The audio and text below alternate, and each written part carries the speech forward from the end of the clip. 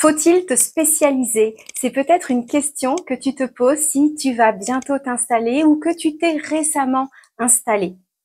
Je partage avec toi dans cette nouvelle vidéo 5 avantages à te spécialiser, sachant que bien évidemment, ce n'est pas obligatoire. Je suis Stéphanie Lebas, sophrologue, coach et autrice du guide S'installer dans un métier d'accompagnement et j'accompagne les entrepreneuses du mieux-être à entreprendre et à se rendre visible avec confiance et méthode. Le premier avantage au fait de te spécialiser, et ça va peut-être te surprendre, c'est d'avoir plus de clients. Et là, tu vas me dire, mais comment c'est possible? Si je me spécialise, c'est un peu comme un entonnoir et je vais me couper d'une manne de clients. Et c'est souvent la croyance limitante que l'on a quand on souhaite se spécialiser, c'est celle que j'avais. Et en fait, c'est tout le contraire qui se passe. Alors déjà, d'une, c'est pas parce que tu te spécialises que tu peux pas rester généraliste par ailleurs. On le verra de manière plus détaillée dans la communication. Donc ça, c'est la première chose. En revanche, le fait de rester généraliste, ça va être plus dur d'avoir des gens très qualifiés, très intéressés, puisque tu n'adresses pas de sujet en particulier. Donc, quand tu décides à te spécialiser, et bien sûr, il faut bien choisir ton sujet, ton public, il faut que ce soit quelque chose dont les gens aient besoin, bien sûr, qu'il soit une problématique qu'ils aient besoin de résoudre. C'est important de communiquer correctement, bien entendu, et tu vas voir que tu vas avoir peut-être moins de personnes que monsieur, madame, tout le monde, mais tu vas avoir des gens hyper intéressés par ce que tu proposes et avec qui tu vas pouvoir créer un lien de confiance qui va être durable et qui rendra plus à même les gens de faire appel à toi quand eux auront besoin de tes services. D'accord? C'est très important. Ça prend du temps. Il faut qu'ils te connaissent, qu'ils te fassent confiance et quand eux, ils ont besoin, tes clients, peut-être qu'ils feront appel à toi. Mais en tout cas, ça va t'attirer les bonnes personnes, ceux avec qui tu auras des interactions de qualité et intéressantes et des échanges et tu vas pouvoir créer et développer une belle communauté avec laquelle tu pourras échanger. Donc en fait, contrairement à ce que tu peux penser, dis-moi si tu as cette croyance-là, ça va t'amener, en effet, pas monsieur, madame, tout le monde, mais tu veux pas travailler avec monsieur, madame, tout le monde, ça va t'attirer les bonnes personnes pour toi. Et quand les gens se sentiront hyper reliés à ce que tu partages, et en effet, ça ne sera pas tout le monde, mais les personnes qui seront vraiment intéressées, elles s'engageront avec toi. Ça sera du qualitatif. On veut pas du quantitatif, on veut du qualitatif. Le deuxième avantage, et non des moindres, c'est de gagner en légitimité et donc en confiance. Le manque de légitimité est souvent un frein dès débuts. On sent qu'on n'est pas assez, on n'a pas assez d'expérience, certaines se trouvent trop jeunes, enfin il y a plein de choses qui viennent nous déstabiliser et faire en sorte que tu n'arrives pas à avancer de la manière dont tu aimerais. Tu as des peurs qui te bloquent un petit peu. Et le fait de te spécialiser, au bout d'un moment, ça te rend plus légitime parce que dans tes différents contenus de communication, tu vas montrer aux gens ton expertise et après ton expérience au bout d'un moment.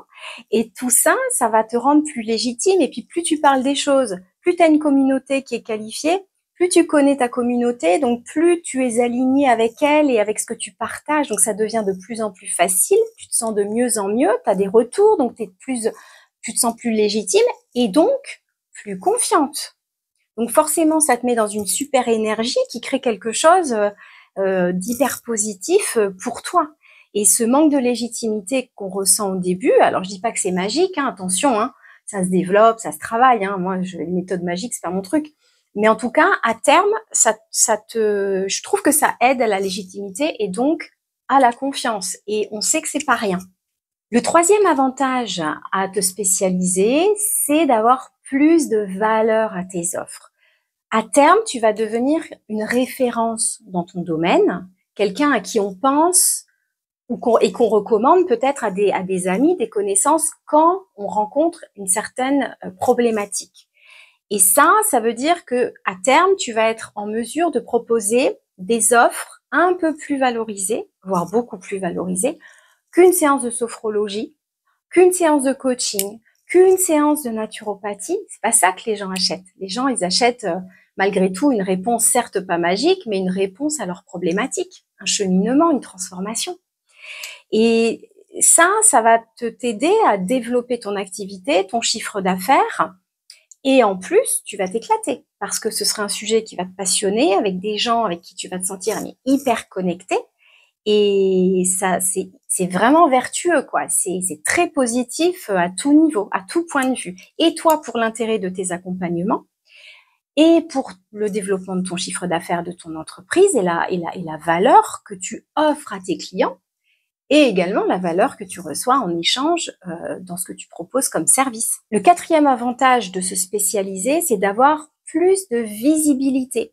Quand je dis plus de visibilité, c'est encore une fois pas forcément en quantitatif, mais en qualitatif. C'est-à-dire qu'encore une fois, les gens vont penser à toi et vont être happés par ton contenu s'il les concerne vraiment, s'il les touche et si ce dont tu parles les concerne dans leur quotidien et peut les aider. Donc en qualité, ça va être beaucoup mieux.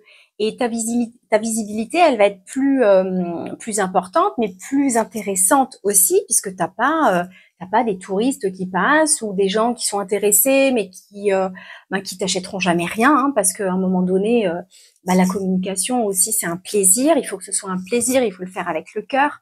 Mais le bénéfice secondaire, c'est quand même aussi qu'on acquiert des clients, hein, c'est normal, ça fait partie du jeu. Et donc, de te spécialiser, ça va augmenter la qualité de ta visibilité, voire la quantité aussi, mais la bonne. Voilà, parce que les gens qui viennent te regarder, normalement, ils sont intéressés par ce que tu proposes, que tu partages, et ça veut dire qu'un jour, quand, en effet, ils n'ont plus besoin de ce thème-là, ils sont plus concernés, ils se désabonnent, mais c'est pas grave, c'est qu'ils ont plus besoin, il y en a d'autres qui prennent le relais. C'est pas gênant du tout, hein. Faut pas se relier aux abonnements, désabonnements. Enfin, faut regarder ça de manière beaucoup plus globale et avec beaucoup plus de recul que des chiffres, en fait. Et encore une fois, on peut vendre sur les réseaux sans avoir 3 millions d'abonnés, hein, à partir de 100 personnes sur Instagram, même sur YouTube. Si c'est des gens vraiment qualifiés, encore une fois, ça se travaille dans la communication et ça, c'est des techniques que je t'invite à développer, alors que tu le fasses avec moi ou avec quelqu'un d'autre, mais à développer pour justement travailler ce point sur le moyen long terme. Et ça va vraiment t'apporter des personnes de qualité et la bonne visibilité. Parce qu'être visible pour être visible, ça sert à rien. Il faut être au bon moment, au bon endroit, auprès des bonnes personnes, et pas forcément s'épuiser toute la journée à faire des réels, quoi. Cinquième avantage, et je rebondis sur ce que je viens de dire, ne pas s'épuiser à faire des réels, c'est plus d'énergie, une plus belle énergie, parce que tu arrêtes de te disperser. Au début, tu débutes, donc tu touches à tout, tu as envie de faire du généraliste, et c'est normal d'être généraliste pour tester plusieurs choses, notamment en cabinet où tu vas être adressé, recommandé par des médecins, et où bien sûr, ça va être un petit peu plus généraliste, même si à un moment tu vas voir que c'est un peu le même genre de personnes qui vont venir te voir, parce que je le répète, ce qui compte, ça va pas être ton outil, ça va être toi. Et moi, j'avais été très surprise à la fin des premiers accompagnements où quand je demandais aux gens, mais qu'est-ce qui vous a plu, qu'est-ce qui vous a déplu, pourquoi vous êtes revenus? Et ce qui ressortait, ça m'a surprise, c'est de me dire, ils me disaient plein de choses, ils me disaient, puis c'est vous, quoi. C'est comme vous expliquez, c'est vous, votre énergie, votre présence. Et ça m'avait surprise. Et là, j'ai pris conscience, en fait, que notre meilleur atout, hein, ton meilleur atout et mon meilleur atout, c'est moi-même, et le tien, c'est toi-même, hein. Ça, je te le dis à chaque fois, il faut jamais que tu en doutes. Ce que tu peux travailler, c'est les méthodes, les techniques, tout ça, ton marketing éthique, tout ça. Mais ton plus bel atout sera toujours toi-même, encore plus si tu incarnes cette confiance en toi et ce que tu as envie de partager, tu vois. Donc ça, faut pas que tu en doutes. Et donc, de se spécialiser, moi, je trouve que on s'éparpille moins et il y a une plus belle énergie parce que déjà, il y a, c'est pas qu'il y a moins de choses à préparer, mais quand tu es un peu sur un seul type de sujet, je trouve que au début, en tout cas, quand tu prépares plein de séances, on passe beaucoup de temps à préparer les séances. Quand tu te spécialises, tu peux recycler des choses que tu as fait avec d'autres personnes, tout ça. Et donc, ça t'économise un peu de temps, ça c'est certain. Et puis, tu vas développer des compétences aussi, donc dans tes formations que tu choisis. Pour monter en compétences dans cette spécialisation, tu sauras où aller, tu vas pas douter. Et donc, une fois que tu as trouvé ton plan d'action, ta feuille de route, tout ça, je trouve que c'est un gain d'énergie et tu sais où communiquer, comment, c'est ce que je disais, auprès de qui. Et ça, c'est un gain de temps. C'est-à-dire que tu vas arrêter de faire 1000 actions. tu auras identifié les bonnes, alors tu en feras des nouvelles, mais tu sais le temps qui vaut le coup d'être mis sur une action par rapport, en ayant analysé aussi ce que ça te rapporte, alors pas forcément financièrement, il n'y a pas que le financier, il y a plein d'objectifs qu'on peut se mettre, développer une communauté, enfin il y a plein de choses qui existent.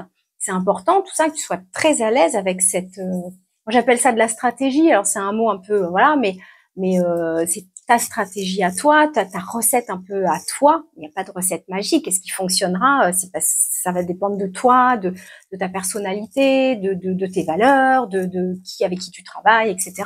Et de gagner en énergie. Crois-moi, dans nos métiers, c'est important parce que quand on accompagne, on prend du temps physiquement, on tend à accompagner. On n'a que 24 heures dans une journée. Et si en plus tu veux travailler ta communication, eh bien, il y a un moment, tu vas pas pouvoir y passer non plus 24 heures. Donc, il faut mettre ton énergie au bon endroit. Et ça, c'est un des meilleurs conseils qu'on m'avait donné et il est vraiment réaliste. Donc voilà pour les 5 avantages majeurs à te spécialiser. Si tu es spécialisé déjà, n'hésite pas à me partager et pour la communauté, ben toi, ce que ça t'a amené. Moi, en tout cas, personnellement, ça m'a amené en effet plus de clientes alignées, c'est-à-dire avec lesquelles j'ai vraiment matché. Ça m'a apporté en effet la possibilité de faire des offres qui sont un peu mieux valorisées qu'une séance de sophrologie à 50 €. Ça m'a apporté beaucoup plus de plaisir parce que je voulais, une fois que j'ai accepté de ne pas vouloir travailler avec tout le monde et de travailler avec une certaine catégorie de personnes bien identifiées, et ben j'ai pris encore plus de plaisir et c'était encore plus de bonheur. Je l'ai pas dit, mais c'est vrai qu'une fois qu'on est spécialisé et qu'on propose des accompagnements complet. Moi, je trouve que les résultats, quand les gens investissent sur eux et croient en eux, je trouve que les résultats sont meilleurs. Alors, on ne parle pas en termes de résultats, mais l'atteinte des objectifs, je trouve, est beaucoup plus puissante, je trouve, dans des longs accompagnements et encore plus quand tu es connu pour ça, entre guillemets, que en séance unique. On en a déjà parlé avec tout le risque d'annulation, d'arrêt, tout ça que ça comporte. Donc voilà, j'espère que ça t'a aidé. Encore une fois, c'est pas obligatoire, c'est pas forcément quand tu débutes que tu dois te spécialiser, mais si c'est une idée que tu as, ça se travaille, notamment en accompagnement ou autre.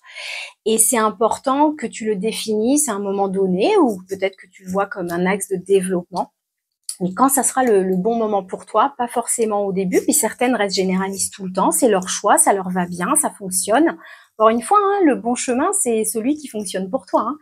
Il n'y a pas de magie, il n'y a pas de voilà. Mais d'être accompagné de la manière que ce soit dans cette voie-là, c'est important pour gagner en confiance, pour avoir la bonne visibilité et la bonne énergie, de pas t'épuiser. Ça, c'est vraiment les 3 piliers, c'est très important. Donc, n'hésite pas à me partager en commentaire où tu en es, si tu as des questions, des freins, des retours à nous faire. Et puis, je te dis à très vite pour une nouvelle vidéo.